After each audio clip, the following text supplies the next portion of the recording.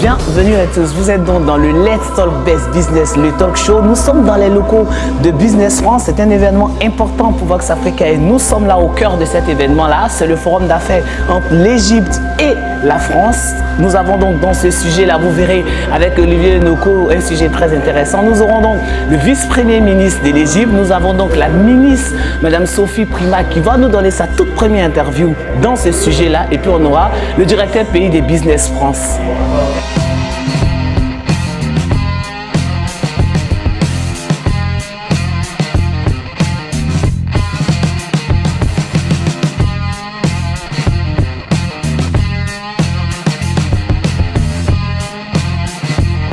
Aujourd'hui, nous accueillons la deuxième édition du Forum d'affaires Égypte à Paris, en France, pour connecter les entreprises françaises qui souhaitent s'exporter vers ce marché à travers des sessions plénières, mais également des rendez-vous B2B. Plus de 220 participants se rendent aujourd'hui à ce forum à Paris. Demain, nous accueillerons 130 participants à Marseille pour rencontrer une délégation d'une soixantaine de professionnels, d'institutions et d'autorités égyptiennes présentes à l'occasion de ce forum. Donc écoutez, je vous invite à découvrir notre site internet Business France pour avoir plus d'informations sur toute l'offre de services offerte par cette agence nationale en charge de l'économie française.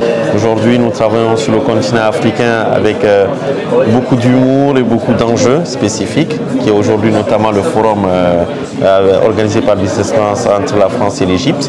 Aujourd'hui, l'Égypte est un pays à fort enjeu sur le continent africain. C'est l'une des plus grandes puissances économiques.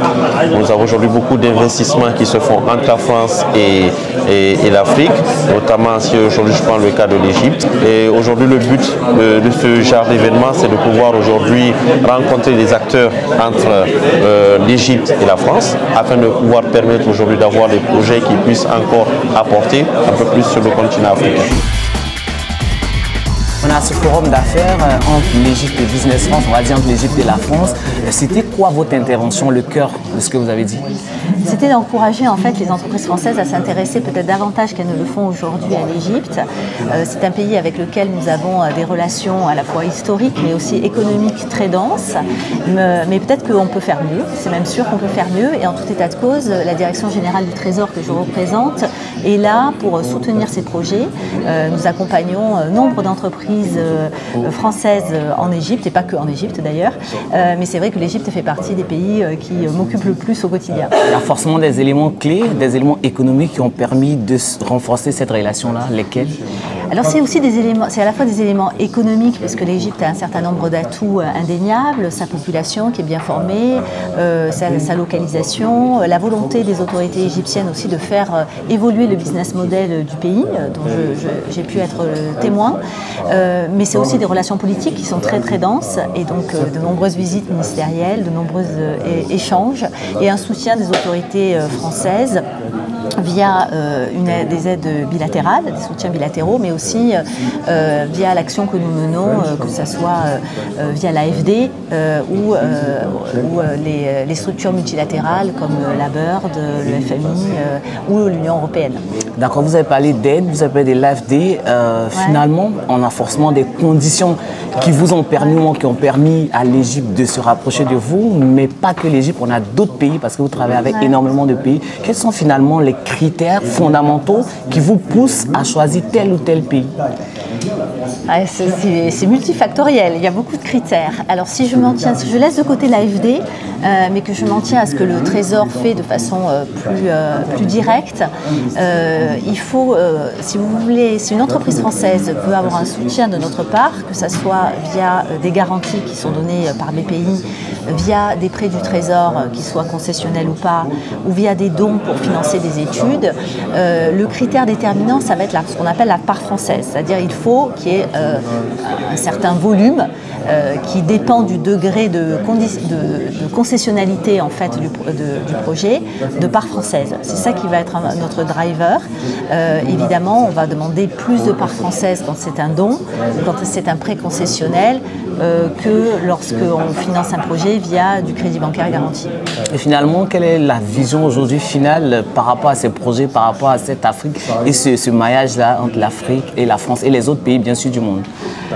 C'est très compliqué de répondre à votre question en quelques mots. Je pense que les entreprises françaises ne pensent pas forcément suffisamment à l'export, et notamment quand elles sont en phase de développement. Contrairement à d'autres pays, je pense à l'Italie par exemple, si je fais la comparaison, je dirais que une entreprise italienne, elle pense export dès sa formation, dès qu'elle se crée. C'est souvent pas le cas des chefs d'entreprise français qui ont un gros marché intérieur aussi et qui vont penser l'export dans un second temps. Et donc tout le travail en fait que nous menons via ce qu'on appelle la Team France Export, c'est-à-dire avec BPI, avec les CCI, avec Business France, on est aujourd'hui, et le soutien aussi de l'État, c'est justement d'essayer de convaincre les entreprises de leur potentiel à l'export dès leur phase de développement. Bonjour et bienvenue ici à ce forum spécial Égypte que je vais avoir le plaisir d'animer. Un forum particulièrement dense cette année, c'est toujours un rendez-vous important pour Business France, mais cette année en 2 étapes, à Paris aujourd'hui et à Marseille, bien sûr, demain. Marseille tournée vers la rive sud de la Méditerranée. Voilà, donc un événement qui prendra tout son sens. Oui, je pense que c'est important parce que l'Égypte et la France ont une relation historique dans différents aspects et c'est vraiment surtout axé sur le côté business en France. Et c'est important pour nous d'être ici avec mon collègue, surtout au niveau de tous les secteurs qui sont en lien avec l'investissement et pour les investisseurs en France et en Égypte. Et nous avons remarqué ce matin qu'il y a eu des signatures entre différents investisseurs, des personnes qui viennent investir en France, sur l'idée qu'il y ait des investissements mutuels. Le gouvernement d'Égypte et le président sont très concentrés sur des initiatives, des choses qui vont incentiver les investissements. Et la France a toujours beaucoup travaillé avec l'Égypte dans les différentes sociétés depuis plusieurs années et nous regardons encore vers l'avant pour qu'il y ait encore plus de connexion au niveau des affaires. Et c'est pour ça que je suis là aujourd'hui en tant que député Premier ministre, mais aussi en tant que ministre. Et nous travaillons avec nos collègues, et j'ai mentionné ça dans mon discours, que la relation entre l'Égypte et la France date de plus de 200 ans. Lorsque nous avons envoyé notre première mission en France pour apprendre, et depuis des années nous travaillons avec nos frères français, nos partenaires français sur différents aspects, et récemment nous allons signer un contrat dans les prochaines semaines pour être le premier centre de cancérologie en dehors de la France qui opère en Égypte. Cela sont les raisons pour lesquelles nous sommes là aujourd'hui. Et nous avons différentes délégations sur différents aspects et nous sommes intéressés pour comprendre davantage les différentes opportunités que l'Égypte a avec les partenaires français pour maintenant et pour le futur et comme étant une porte d'entrée pour l'Afrique. C'est avec une grande fierté et un peu d'émotion que j'ouvre ce forum d'affaires France-Égypte, un forum qui s'inscrit dans une longue et une dense histoire de coopération entre nos deux nations. C'est avec, oui, un petit peu d'émotion, puisque vous l'avez noté, c'est le premier forum que j'inaugure en tant que ministre du Commerce extérieur. Messieurs les ministres, Hala wa salam. Merci à tous et belle journée à chacun.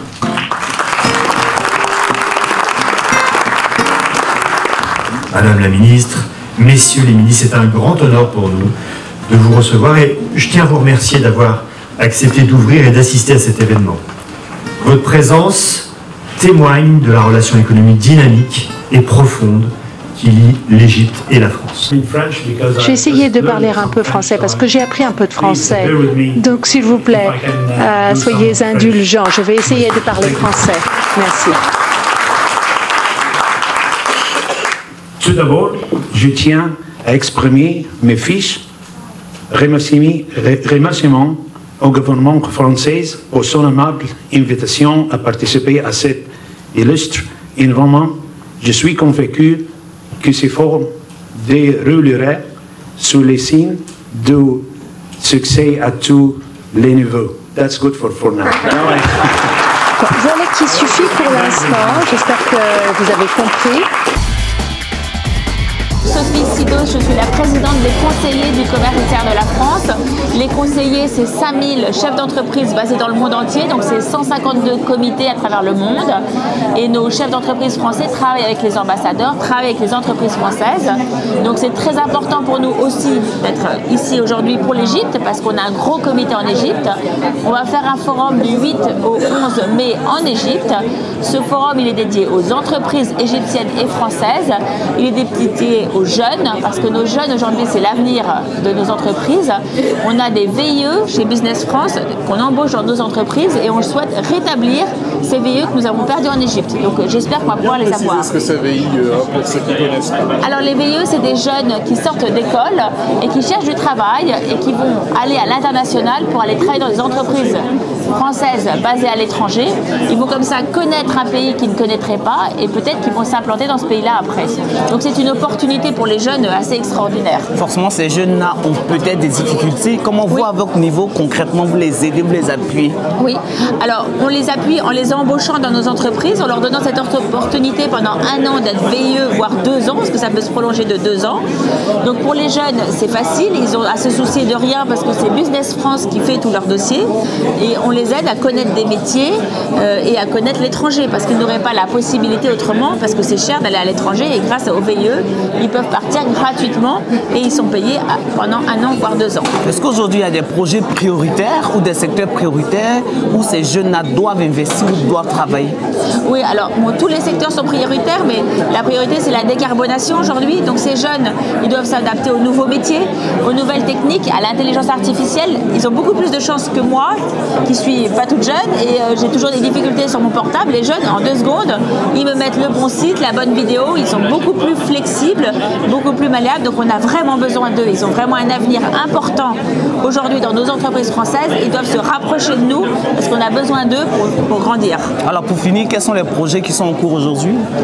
Alors aujourd'hui, on parle de l'Égypte, parce qu'ici on est là pour l'Égypte. L'Égypte, c'est un pays où il y a beaucoup de jeunes, donc on a besoin d'eux, on a besoin de les avoir dans nos entreprises. Concrètement, on a 8% de la population qui habite au même endroit. On a besoin que cette population s'étende dans d'autres villes. Donc on a besoin que ces jeunes aussi aillent dans ces autres villes. On a besoin qu'ils nous fassent confiance, qu'ils fassent confiance à nos entreprises et qu'ils viennent travailler chez nous. Et voilà, qu'ils postulent chez nous. Donc j'espère que je les retrouverai, ces jeunes, du 8 au 11 mai au Caire, au Forum des conseillers du commerce extérieur de la France. Merci. 2025. 2025, oui. À ce moment précis de l'émission, c'est une pause. Et dans cette pause-là, je vous envoie dans cette belle salle-là. Ici, vont se dérouler les B2B. Les B2B, c'est en fait les partenariats, les échanges commerciaux qui vont être faits entre les partenaires financiers, ceux qui ont envie de fournir leurs matières premières, ceux qui ont envie d'acheter. Et je vous envoie donc à cette table-là, c'est la table numéro 5 où je vais attendre mon partenaire. Je suis là pour l'attendre. Et moi, je suis donc acheteur et vendeur de bijoux. Lui, il viendra avec les matières premières. Nous allons donc échanger et parler business. Donc, moi, je vous laisse suivre l'émission. Je vais rester là pour l'attendre. Oui, donc je suis très heureux d'être ici à cette conférence et je remercie Business France pour avoir organisé cela. Et on peut voir tous les officiels des gouvernements des deux côtés, du côté français, du côté égyptien, pour montrer que les sociétés, les entreprises de France et dans tous les secteurs ont la technologie. Et je pense que c'est une grande opportunité. Et comme vous le savez, l'Égypte aujourd'hui est en train de faire beaucoup de réformes dans tous les secteurs, dans tous les différents aspects. Et à cause de mon background dans la santé, je pense que par exemple les choses comme la couverture universelle de santé sont des choses importantes et nous voulons que les entreprises françaises nous rejoignent dans cette aventure pour développer encore l'Égypte. Aujourd'hui, on a déjà plus de 1500 hôpitaux, des lieux de soins, des infrastructures, mais aussi dans la technologie parce que c'est très important pour pouvoir transformer encore ces projets. Et aussi dans les assurances privées.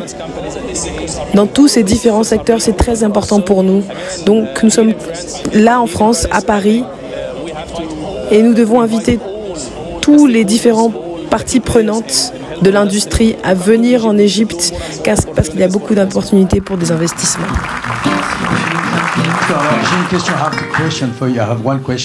J'ai une question pour vous. Dans le secteur privé, vous avez mentionné que vous vouliez que le secteur privé soit le leader en Égypte. Qu'est-ce que cela veut dire d'un point de vue concret? Cette relation franco-égyptienne remonte à très loin dans le temps. Comme nous l'avons dit, il y a plus de 200 ans de coopération, de respect, d'admiration, de culture, d'affinité. Nous avons tellement en commun. Hier, l'ambassadeur française l'a dit de manière encore plus élégante. Nous partageons la Méditerranée. Nous sommes l'un côté de l'autre dans la Méditerranée. Nous partageons énormément. Nous avons beaucoup d'aspirations également. La relation entre la France et l'Égypte remonte à il y a très longtemps. Nous avons une belle relation commerciale. Nos échanges représentent entre 2,5 et 3 milliards, 1000 entreprises françaises en Égypte. Et les investissements sont de 10 milliards de dollars, près de 10 milliards de dollars. Et je pense qu'on peut aller encore plus loin, beaucoup plus loin. Nous sommes convaincus qu'il y a tellement que nous pouvons faire. Dans notre monde actuel, un monde en changement, politique, économique, les changements dans les chaînes d'approvisionnement. Je voudrais qu'aujourd'hui et demain, d'ailleurs je suis très heureux d'aller à Marseille, ce sera la première fois que j'irai dans la cité phocéenne. J'aimerais vous donner l'occasion pour en apprendre plus sur l'Égypte, sur notre partenariat, afin que les deux nations puissent bénéficier l'une de l'autre. C'est un peu ce que je souhaite faire. Je pense qu'il faut que nous travaillions ensemble. Je pense que cette question de supply chain, d'onshoring, le fait de faire les choses ensemble, collectivement, je pense que ça nous permettrait de nous renforcer sur le moyen terme et sur le long terme. Alors on a créé cette équipe il y a 2 ans parce qu'on s'est rendu compte que les entreprises françaises avaient besoin d'être mieux accompagnées sur les canaux numériques à l'export. Donc on a créé une équipe qui s'appelle Solutions e-Export pour ça et on a construit de nombreuses solutions pour aider au mieux les entrepreneurs français. Alors c'est quoi ces solutions-là? Peut-être 2 ou 3 pour comprendre. Alors la principale solution qu'on a mise en place, c'est une solution qui s'appelle la Marketplace Business France, qui est une plateforme de mise en relation entre entreprises françaises et acheteurs professionnels étrangers. Donc c'est une plateforme sur laquelle aujourd'hui on a 3000 vendeurs français et à peu près 4500 acheteurs étrangers professionnels du monde entier où on permet aux entreprises de se connecter, donc de discuter entre elles, de s'envoyer des échantillons, de discuter de rencontres possibles par la suite. Et c'est une façon très sécurisée, à la fois pour les entreprises françaises et pour les acheteurs internationaux, d'avoir une expérience de e-commerce avec des acheteurs internationaux que Business France valide grâce à ses 750 collègues dans le monde entier et puis des vendeurs français que mon équipe accompagne pour mettre à jour son catalogue, pour avoir une offre qui soit la plus adaptée aussi aux besoins des marchés étrangers.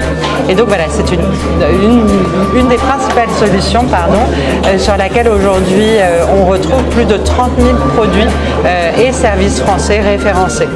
Quelles sont les conditions et les profils que vous recherchez pour que les entreprises françaises bien sûr puissent aller sur cette plateforme-là? Les profils français ou les profils étrangers? Les profils français d'abord et peut-être les profils étrangers aussi. D'accord. Alors nous, on est vraiment à l'écoute de tout type d'entreprise. Aujourd'hui, on a à la fois des toutes petites sociétés qui viennent de se créer et qui font leur premier pas, je dirais, à l'export et sur le digital. Et puis on a aussi de très grosses PME, enfin de très belles PME françaises, bien consolidées, qui font déjà énormément de chiffre d'affaires à l'export. Donc je dirais qu'on a une variété d'offres, à la fois de produits et de services, très adaptés et très, je dirais, variés, et qui est très représentatif finalement de l'écosystème des entreprises françaises. Et puis, ce qu'on recherche aujourd'hui, c'est les secteurs qui sont concernés par la marketplace. Et aujourd'hui, on a 4 secteurs qui sont concernés. Donc, des entreprises, des produits alimentaires, des vins et spiritueux, des solutions sportives qu'on a lancées un peu avant les Jeux Olympiques de Paris, et puis des entreprises de bien-être et de beauté.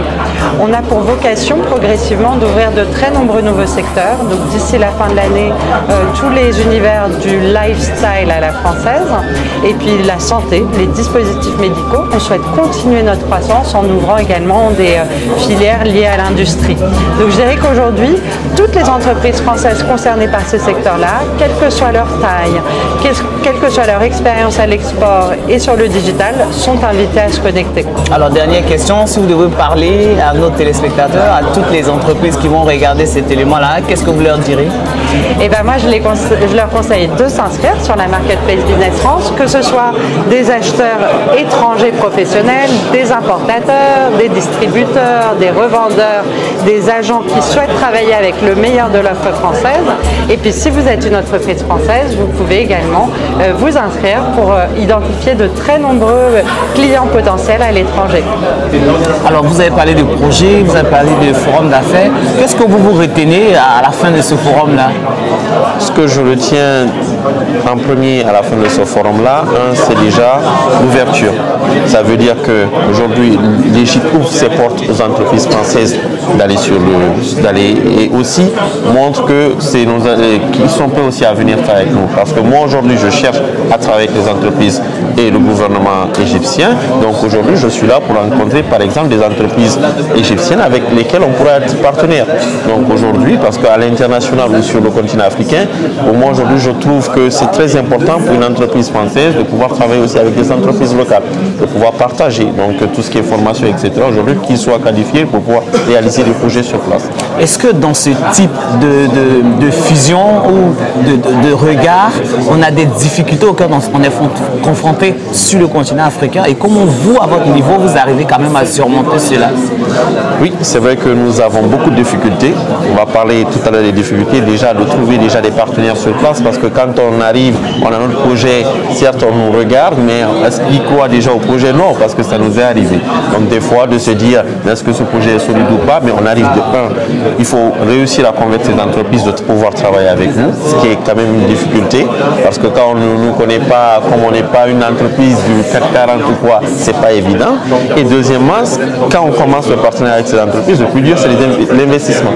Ça veut dire qu'aujourd'hui, il y a des projets, mais où trouver le financement, voici le second problème. Et c'est ce qu'on essaie aujourd'hui de faire avec ces entreprises, de trouver des financements auprès des bailleurs de fonds, comme l'AFD et autres aujourd'hui, pour pouvoir financer ces projets de développement, de numérisation, de digitalisation. Mais aussi ces pays aujourd'hui, je trouve que ces gouvernements sont en train, en tout cas, de mettre la main à la poche pour pouvoir permettre de réaliser tous ces genres de projets. La jeunesse africaine a une part importante dans ce type de projet-là.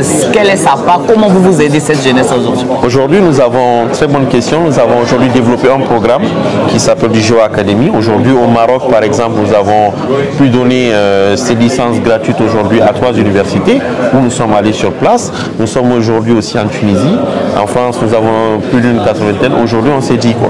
Moi, je dis aujourd'hui, nous avons une vision de partager avec le continent africain. En tant que jeune Africain aujourd'hui qui travaille là, mais qui est un pont entre l'Afrique et la France, pour moi, il faut apporter ce qu'on peut. Aujourd'hui, nous, on est leader sur le marché des systèmes d'information géographique avec nos logiciels que nous avons développés ici en France. Donc, il y avait ce programme aujourd'hui qui était fait pour les universités françaises. Et aujourd'hui, nous avons pu réussir à les avoir gratuitement pour le continent africain, c'est-à-dire les grandes universités aujourd'hui au niveau de l'Égypte pourront bénéficier de ce programme-là, de pouvoir, durant leur formation, leur cursus, l'exploiter, même durant leur formation de stage, aujourd'hui, pour être au même niveau qu'une personne aujourd'hui qui vient de sortir de l'université française. Donc aujourd'hui, en tant que jeunesse africaine, on essaie aussi d'apporter ce que nous pouvons sur le continent. Et pour moi, aujourd'hui, l'Afrique, c'est le continent du futur, et ils le savent, tout le monde le sait aujourd'hui. Donc même il le disait, plus de la moitié de la population aujourd'hui égyptienne, et moins de 30%, c'est la jeunesse. Et donc il faut investir sur la jeunesse, et je pense que le continent africain a de l'avenir. Nous sommes très heureux de ça. Merci beaucoup. C'est moi qui vous remercie. Le forum se poursuit et nous avons des personnalités qui doivent partir, dont Madame la ministre des Français de l'étranger et du commerce extérieur, mais qui nous donne sa toute première interview en tant que ministre à Vox Africa. Nous prenons son avis. Bonjour Hugo, ça va? Ça va bien? Oui, ça va. Madame la ministre, très rapidement, je sais que vous êtes pressée, juste l'importance de cette réunion pour vous, s'il vous plaît. Bah écoutez, il y a une importance personnelle puisque c'est le premier forum que j'inaugure en tant que ministre, mais c'est surtout une importance très très forte pour les relations entre l'Égypte et la France, pour les entreprises qui ont des opportunités formidables en Égypte et qui peuvent encore faire mieux que ce que nous faisons aujourd'hui grâce à la Team France Export, grâce à ce type de forum, à Business France. Eh bien, nous avançons dans des partenariats. Ce matin, il y a deux contrats qui vont être signés. Donc nous avançons dans ces relations, c'est très très important, notamment sur des infrastructures qui sont des ports, qui sont des métros, qui sont voilà, toutes les infrastructures nécessaires à la qualité de vie aussi des Égyptiens. Ce sont des contrats très importants qui mettent en fait la France et l'Égypte dans une vision partagée de l'avenir. Je vous remercie, madame. Merci. Vous venez donc de suivre cette émission-là, le Let's Talk Best Business, le talk show. Nous étions donc dans les locaux de Business France. C'était un événement très important entre la France et l'Égypte. C'est le forum d'affaires entre la France et l'Égypte. Et comme je vous dis toujours, l'information économique doit être au cœur du développement de votre entreprise. Pour les autres, l'amour et le pardon au cœur de votre vie. Le maître Olivier Noko était à la réalisation de cette émission. Je vous dis à très bientôt sur Vox Africa.